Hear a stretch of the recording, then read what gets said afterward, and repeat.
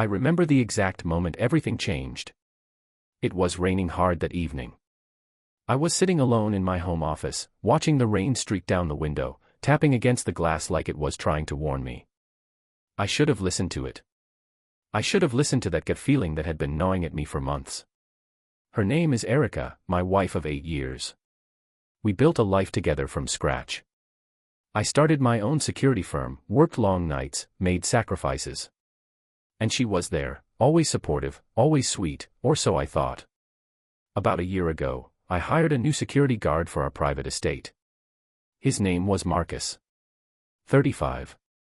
Ex-military. Tall, built like a tank, with a jawline sharp enough to cut steel. He didn't say much, just did his job, never looked me directly in the eyes unless I asked him something. Erica said he made her feel safe. I believed her. I shouldn't have. It started small. She'd drop by his guest house to bring him coffee. Sometimes lunch. She claimed it was just a courtesy, said he looked lonely and she wanted to be kind. Then she began requesting that Marcus accompany her on errands, groceries, picking up dry cleaning, little things like that. I asked her why she needed security for those. She laughed it off. You're being paranoid, babe. Marcus is just helping out. That's what you pay him for. But something didn't sit right.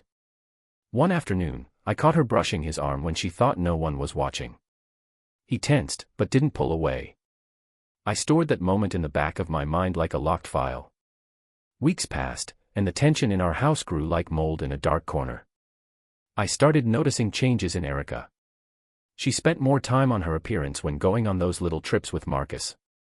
Her perfume lingered longer. She stopped kissing me goodnight. The warmth faded from her eyes, like she was already somewhere else when she looked at me. I tried to talk to her. Are you okay, Erica? She smiled. Of course. You're just stressed from work. Gaslighting. That's what it was.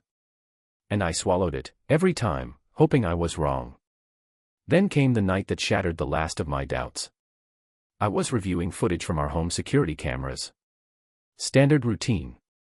I trusted my staff, but still, habits die hard. At 2:13 a.m., I saw something that made my blood freeze. There, on camera 2, the garage feed, I saw Erica and Marcus in her car. It was dark, but the angle was just right. I could see their shadows moving. Her head on his shoulder. His hand sliding over hers. And then I slammed the laptop shut. I couldn't breathe. My chest felt like it was caving in. I stared at the desk for what felt like an eternity, my ears ringing with a high-pitched hum that wouldn't stop. So it was true. My wife, my Erica, was sleeping with the man I paid to protect us. For a while, I just sat there in silence, paralyzed by disbelief. But then something inside me shifted. The pain burned through me, yes, but beneath it was something else. Cold. Sharp. Focused. I wasn't going to confront her. Not yet. No. That would be too easy for them. I was going to make them regret it. Every single day. I didn't sleep that night. I lay in bed beside her, watching her chest rise and fall as she drifted off like everything was normal. Like she hadn't torn the heart out of the men who gave her everything. Her lips were parted just slightly, her brow soft. Peaceful. And all I could think about was how different that face must have looked just hours earlier, when it was twisted in pleasure for someone else. The rage inside me wasn't hot. It wasn't wild. It was ice cold. Clean. Like a scalpel. And I knew I had to be careful. This wasn't just about betrayal. This was about humiliation. About trust stabbed and left to bleed out in the quiet of my own home. If I blew up now, screamed, fought, threw things, it would give her a way out. A reason to label me as unstable, dangerous, maybe even justify what she did. No. I needed something more than revenge. I needed control. So, I started watching. Really watching. I reviewed every piece of footage I had from the last 3 months. I created a separate, encrypted file labeled E&M and loaded it with clips. Her brushing past him. Lingering. Smiling. Biting her lip when she thought no one was watching.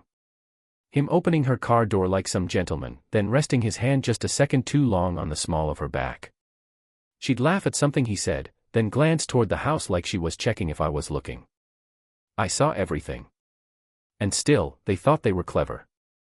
One evening, about a week after I discovered the footage, Erica stood in the kitchen pouring herself a glass of wine. She was humming, actually humming, like a woman with no secrets. I stood there, arms crossed, watching her. "You heading out with Marcus again?" I asked casually. She blinked, caught off guard. "Just for a quick run to the grocery store." "You want anything?" "Yeah." "Some honesty," I said, smiling just enough for her not to flinch. She laughed, a little too loud. "You're being weird again." "No," I said, tilting my head, "I'm being aware." Her eyes flicked to the clock on the microwave. "Okay, well. I'll be back in an hour." I leaned forward and kissed her on the forehead. "Drive safe." She froze for half a second. Then smiled. "Always." As the front door closed, I pulled out my phone and opened the tracker I'd installed on her car 3 days earlier. I watched the little blue dot head south, nowhere near the grocery store. I didn't follow. Not yet. I needed more. The next day, I called in an old favor. Alan, my lead technician, had worked with me since the beginning of the company. He was loyal, brilliant, and owed me more than a few late-night rescues when his marriage went sideways. "Alan," I said over coffee in my office, "I need something done quietly." He raised an eyebrow. "How quietly?" "Like it never happened." He leaned back. "All right. What's the job?" I slid the flash drive across the desk. "I need a full recovery and enhancement on these video files. Better lighting, cleaned audio. Can you do that?" He nodded slowly, inserting the drive into his laptop. "Who's the target?" I looked him dead in the eyes. "Me." He studied me for a long beat, then nodded again. "You got it, boss." That night, I sat alone in the den, playing the role of the loving husband as Erica buzzed around getting ready for her girls' night. She wore a short black dress I hadn't seen in years. Perfume that filled the room like poison. Lipstick like blood. "You look amazing," I said, watching her adjust her earrings in the mirror. She glanced at me, surprised. "Thanks. You sure you don't mind me going out?" I smiled. "Have fun." As she left, I walked straight to my study. 5 minutes later, I had access to her phone. I'd cloned it a week ago using a trick Alan showed me years back. It synced her messages and emails in real time. 10 minutes after she left, a message popped up. "Erica, leaving now. Can't wait to see you." And then, right after. "Marcus, I'm parked around the corner. Usual spot. Erica, always." That heart. That tiny emoji nearly broke me. But I held it together. Because by now, I had a plan. It started with money. Quiet transfers. Moving our shared assets into a private trust under my name only, legal, airtight, and invisible to her until it was too late. I contacted our family attorney under the pretense of planning a surprise investment and rewrote my will, removing her entirely. Then, I turned my attention to Marcus. I had Alan run a full background check. There it was, 2 sealed records from before his enlistment. A fight in a bar that left a man with a fractured skull. An ex-girlfriend who filed a restraining order, then dropped it mysteriously. I had leverage now. I drafted a report, with every piece of his past, real and embellished, and tied it neatly to his employment file. Then I sent it anonymously to the state's licensing board. If things went the way I planned, Marcus would be flagged for recertification, investigated, and his license to work as a security guard suspended. Not arrested. Just enough to ruin his career. As for Erica, her punishment would be slower. I wanted her to feel it. To watch everything crumble and never know how or why. To wake up one morning and realize the men she betrayed had already erased her from the life she thought was hers. It wouldn't happen all at once. That would be too merciful. I was going to unravel it thread by thread. And when the final string snapped, I'd be watching. Smiling. It began unraveling faster than even I anticipated. 3 weeks after Erica's last secret rendezvous with Marcus, the first domino fell. She came storming into my office just after lunch, her heels clicking sharply against the hardwood floor. She held a letter in her hand, shaking it like it had personally offended her. Why did the bank call me about the trust account? They said I'm no longer an authorized user. I looked up from my laptop, keeping my expression calm. Oh. That must be a mix-up. I'll call them tomorrow. She glared at me, lips pressed into a thin line. Why are you moving money around? I gave her a tired smile. Because it's our money, and I'm protecting it. That's what I do, remember? She didn't know what to say. She just stood there, frozen, holding that paper like a shield. And I knew then, the panic had started. Good. Because that was just the beginning. Marcus was next. 2 days after Erica's outburst, he was suspended pending investigation by the state board. Turns out, one anonymous complaint, carefully worded and documented, was all it took to get the gears turning. Suddenly, his past wasn't so invisible anymore. The sealed records were unsealed. The ex-girlfriend contacted. The stories resurfaced. When Erica found out, she nearly broke her phone throwing it across the room. He's been suspended. For something that happened before we even hired him, she cried, pacing the kitchen. I sipped my coffee. That's terrible. What are you going to do? She gave me a sharp look. Don't you think it's strange? All of this happening at once. I shrugged. Maybe karma's just efficient these days. I could see the gears turning in her head. She was suspicious, but not certain. Not yet. I kept playing the role of the devoted husband, the steady protector, the man who was maybe just distracted with work. I took her out to dinner twice. Bought her flowers. I even planned a weekend getaway. Meanwhile, I continued stacking the deck. Marcus, jobless and panicking, started slipping. I saw it in the messages he sent her. Marcus, we should just tell him. Be done with it. Erica, no. Not yet. He'll lose it. You don't know what he's capable of. Marcus, I'm not waiting forever. Erica, please. Just a little longer. I can fix this. She thought she could fix it. She thought she still had control. But she didn't know that every message, every call, every secret whispered behind my back, I was watching it all. Listening. Recording. And I was almost ready to use it. The final piece came together on a quiet Tuesday morning. Erica had gone to yoga. Marcus, now jobless, met her in the park 2 blocks away. I sent a drone. Discreet. Silent. Hovering above the trees, recording everything. She held his face in her hands like some tragic lover in a cheap romance film. I just need time, she whispered. You said that last week, he snapped. She pulled away, defensive. You don't understand. He's not stupid. If he finds out, he could destroy us. He already has, I thought, watching the feed from my phone. That night, I waited until she was asleep. I sat in my study, staring at the men I used to be in our wedding photos on the wall. Naive. Hopeful. Blind. Then I opened the file folder marked Release. Inside were all the assets I had gathered over the past 6 weeks, high-res drone footage, enhanced security cam clips, text messages, call logs, Marcus's suspension report, even voice recordings of them discussing me, mocking me. I sent it to 3 places at once. Marcus's military alumni board. Erica's employer, where she'd just been promoted. Her parents. I didn't add context. I didn't need to. The truth was loud enough. The fallout was nuclear. Her mother called me the next morning. Are you okay? She asked softly, after a long pause. I'm fine. Do you want us to come over? I think that's a question for Erica. Later that day, Erica found out. Her boss called her into the office. HR was involved. She was asked to take an indefinite leave while they assessed the situation. Apparently, their firm had strict policies against ethical conflicts of interest, especially ones that might go public. That evening, she came home pale and shaking. "You did this," she said quietly.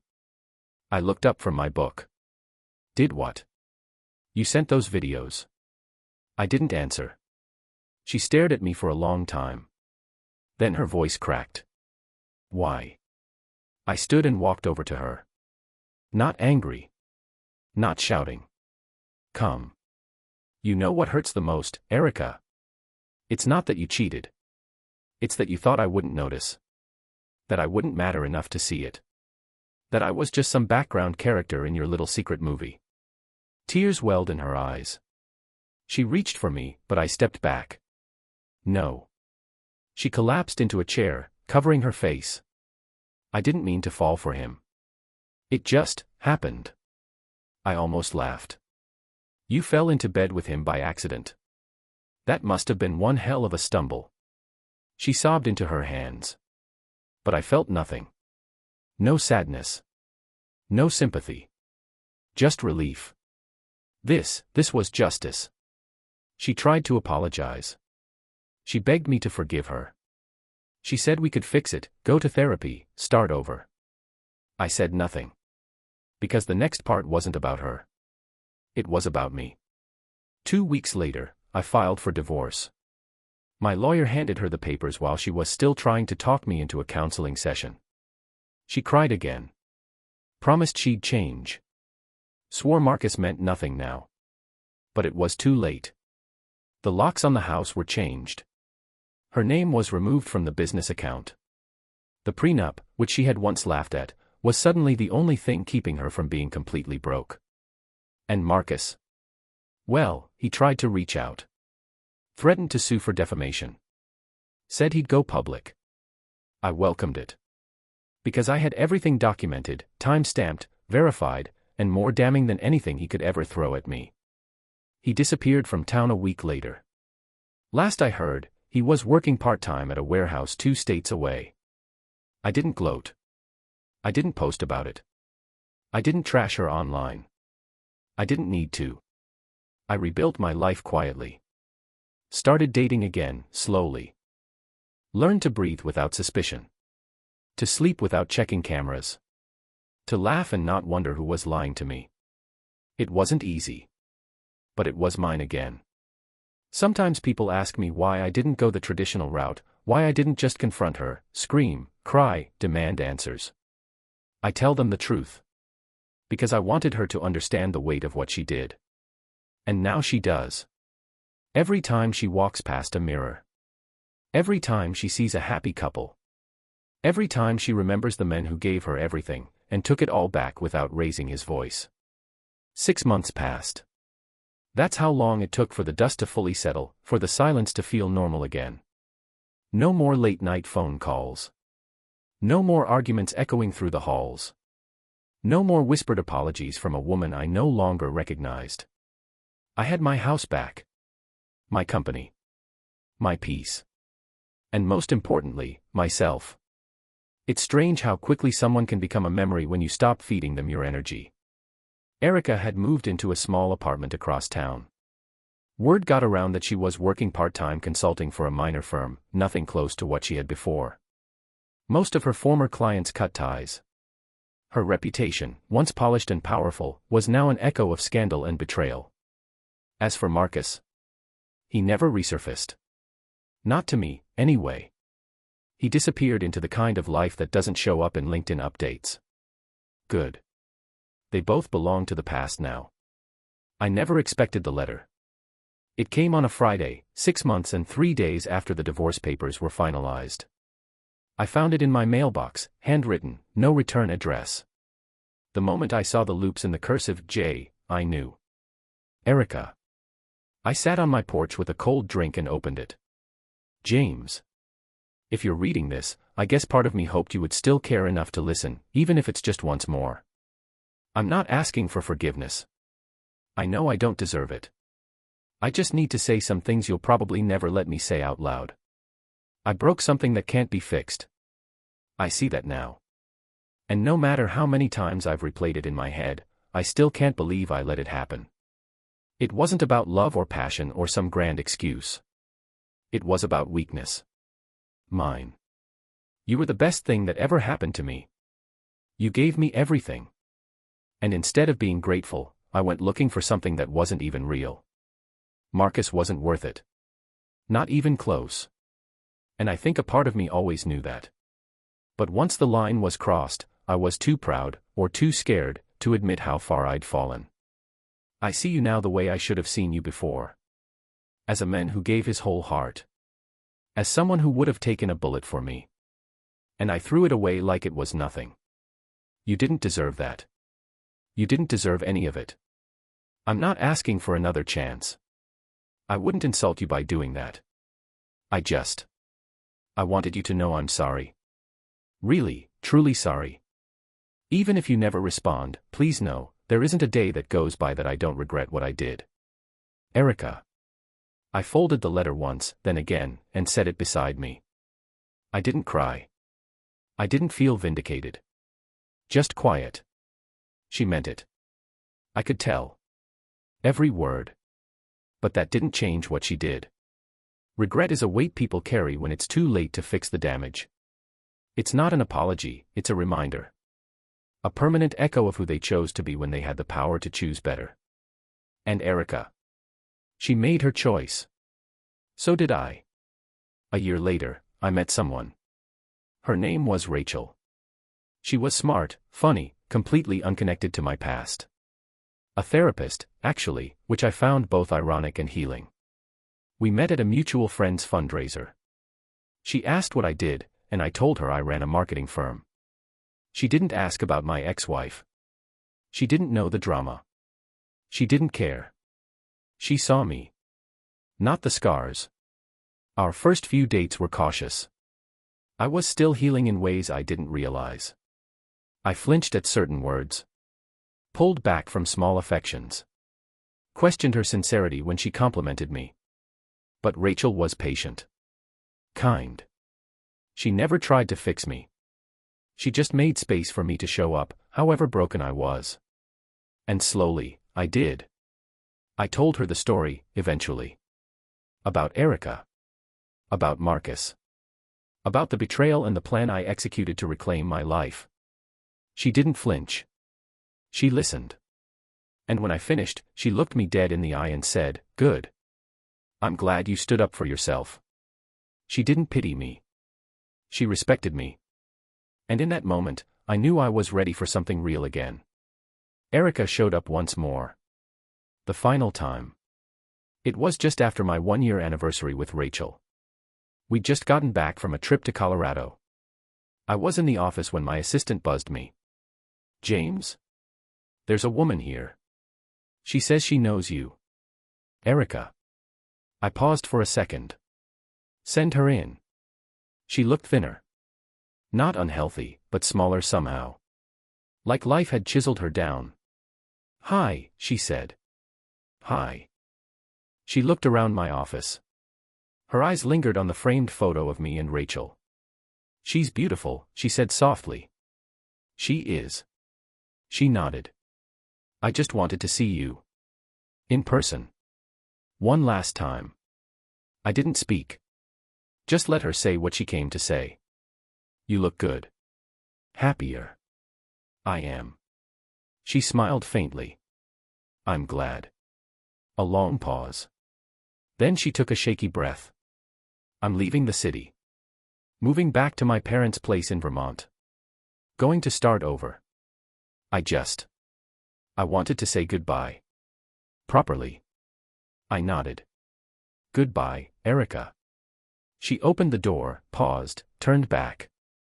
"Thank you for not destroying me completely. You could have. But you didn't." I met her eyes. "That wasn't for you. That was for me." She nodded once more. Then left.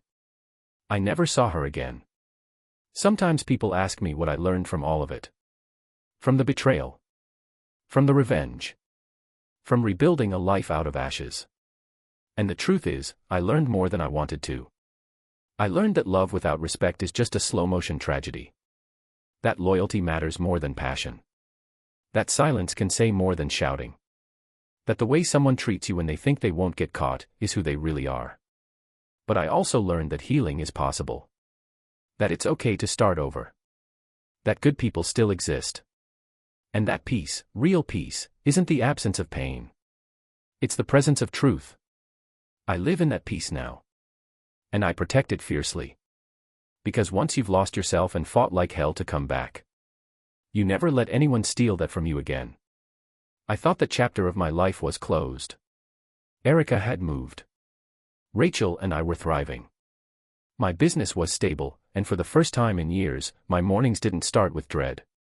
I wasn't checking my phone every 5 minutes or watching the security feeds with suspicion. I was free. Or so I thought. It started with a voicemail. A number I didn't recognize. No caller ID. I let it go to voicemail, and later, while waiting in the parking lot after a lunch meeting, I hit play. There was silence at first. Then a voice I hadn't heard in over a year. Marcus. You think you've won, James. But people like you always slip eventually. And when you do, I'll be there. My hands clenched around the steering wheel. I played it again. And again. Same words. Same chill in my spine. I hadn't heard from Marcus since the day Erica left. I figured he was long gone, probably hiding in someone else's shadow, playing the same game with another man's life. But this was personal. I called the number back, straight to voicemail. Then I checked the timestamp, 3:04 a.m. Why then? And more importantly, why now? Rachel noticed something was off that evening. You're quiet, she said over dinner. Long day. Just a surprise from the past, I said. She put her fork down. Do I need to worry? I hesitated. She deserved honesty. But I also didn't want to drag her into old storms. It's Marcus, I finally said.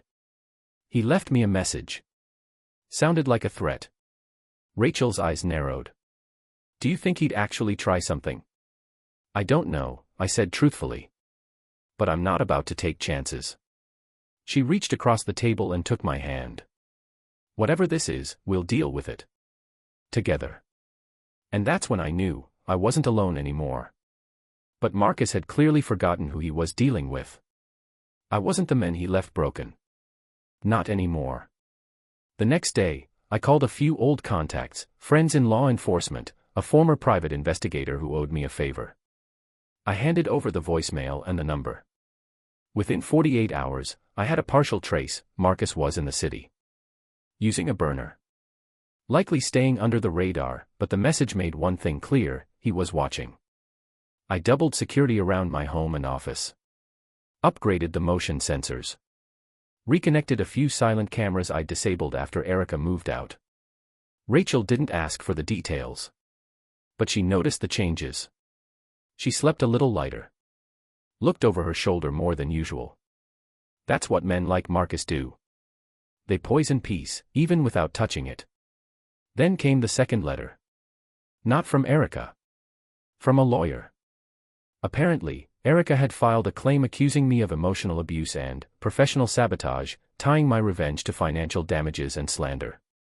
It was flimsy at best, no hard evidence, no witness willing to back her up. But it meant one thing: she wasn't done either. Rachel read the notice with me in silence. This is retaliation, I said. She's bitter I moved on. Rachel looked at me. Or she's scared. Of what? You, she said calmly. Because you got back up.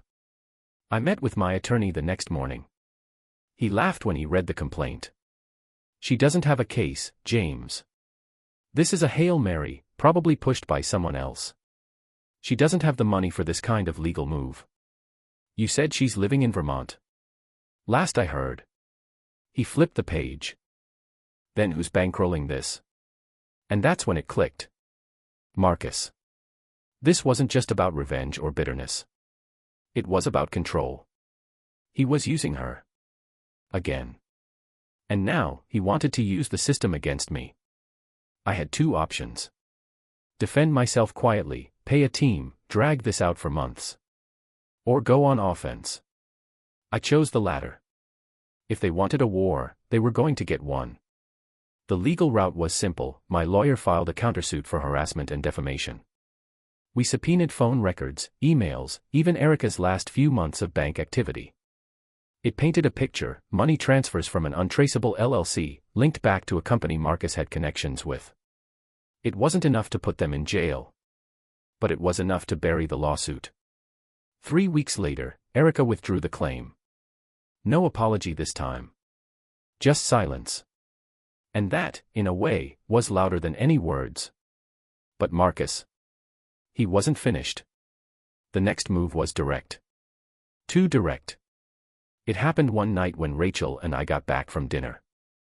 I was locking the car when I noticed it, scratched into the driver's side door. 4 words. "You're never really safe." Rachel gasped when she saw it. I pulled her close, scanned the street. No one there. No sound. But I knew. He'd been watching. Waiting. This wasn't just anger. This was obsession. I filed a police report that night. Upgraded my surveillance system. Again. I wanted to tell Rachel it was going to be okay. That I'd protect her no matter what. But the truth? I didn't know what he'd do next. And for the first time in a long time, I felt vulnerable again. Not for me. For her. Then something changed. A break. A message from my investigator. Found him. He'd been working as a contractor under a fake name at a private security firm in New Jersey. Clean papers. New identity. But the face was the same. I stared at the photo he sent. Marcus. Beard now. Bulkier. But still the same eyes. Cold. Calculating. "Want to press charges?" my PI asked. "Not yet," I said. I had another plan. One he wouldn't see coming. I had a decision to make. After months of silence, Marcus had resurfaced with the same venom in his voice and the same intent to destroy me. But this time, I wasn't going to let him hide in the shadows. This time, I wasn't broken. I was built. I had rebuilt everything: my business, my family, my soul. And I wasn't letting him take any of that from me. The photo my private investigator sent me was time-stamped 3 days ago. Marcus was working security detail for a high-end private club in Hoboken. My mind immediately moved to possibilities. Could I approach him directly? Have him arrested? Expose him? But that wasn't the plan. I needed him to know that I saw him, that I could end him anytime I wanted. That he wasn't the one with the upper hand anymore. So I planned a little visit. It was a Thursday night when I pulled into the parking lot of the Blackwood Club. The place was upscale, exclusive. Tinted windows. Valet at the front. I wore a clean tailored suit, walked in like I belonged. I gave my name at the desk, a fake reservation I had set up through a friend who owed me a favor. Inside, jazz music floated through the air. The lighting was warm, the air smelled of oak and vintage scotch. I scanned the room until I spotted him. Marcus. Standing near the bar in a black security uniform, earpiece in, arms folded. He didn't see me at first. I sat at the bar, ordered a drink, waited. When he finally turned and locked eyes with me, his expression barely shifted. But I saw it. The twitch in his jaw. The flicker in his eye. I raised my glass slowly. To him. He stared. Then turned away. Coward. He didn't come to me. But I knew I had made my point. And I wasn't done. The next morning, he sent a message. "Stay out of my life, James. You got what you wanted. Let it go." I didn't reply. But I did send him a photo. Me and Rachel, standing in front of the new community center we had funded through our charity foundation. Smiling. Whole. Unbothered. I knew it would burn him. Because people like Marcus don't hate success. They hate recovery. They hate the fact that you can survive them. Rachel was uneasy about it all. "What if he escalates?" she asked one night as we were getting ready for bed. "He already did," I said. "But he's running out of options. He has no leverage. No Erica. No lawsuit. Just bitterness. She nodded slowly. But I could see the doubt in her eyes. I don't want to keep living in fear, she whispered. Then we won't, I said. Because after tomorrow, he won't be a problem anymore. She looked up. What are you going to do? I kissed her forehead. Something final. The next day, I met with a reporter I trusted, someone who had done a piece on my business years ago. I laid everything out, Marcus' past frauds, the manipulation, the evidence we collected about him funding Erica's false lawsuit. I gave her everything. Photos. Documents. Screenshots of messages. She didn't blink. This will take a few days, she said. But once this goes live, he's done. That was all I needed to hear. 3 days later, the article dropped. Front page of the digital business section. The con behind the curtain, how one man tried to ruin a billionaire's life and failed. It exploded. Not just online, but in Marcus' world.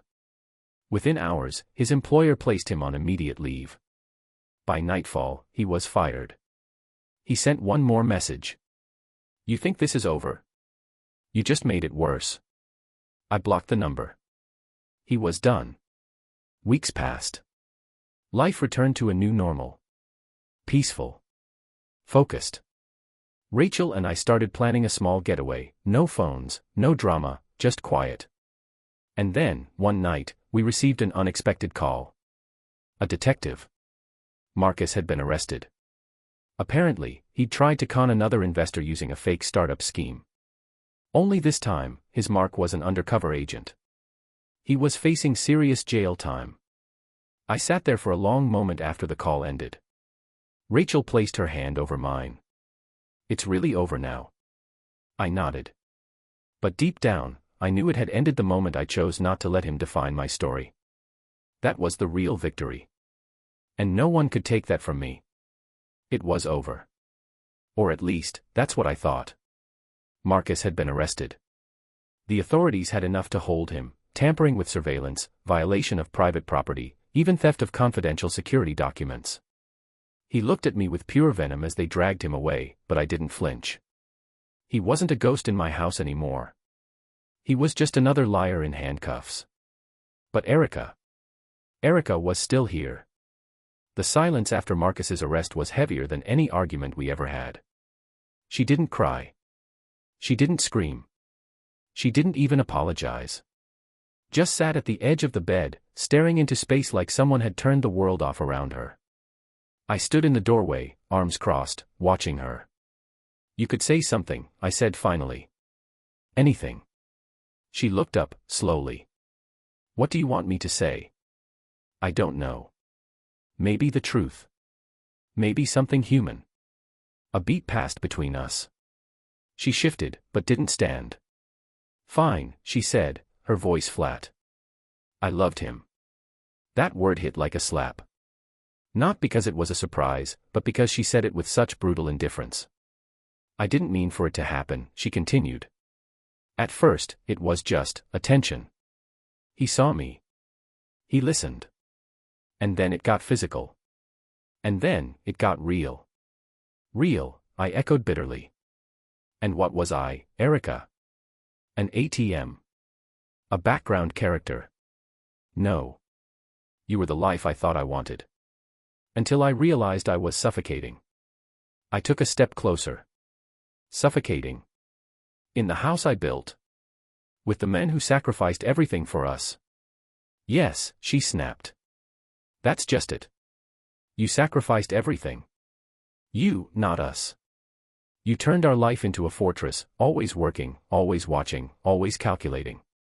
I felt like a guest in my own home. So you slept with the help.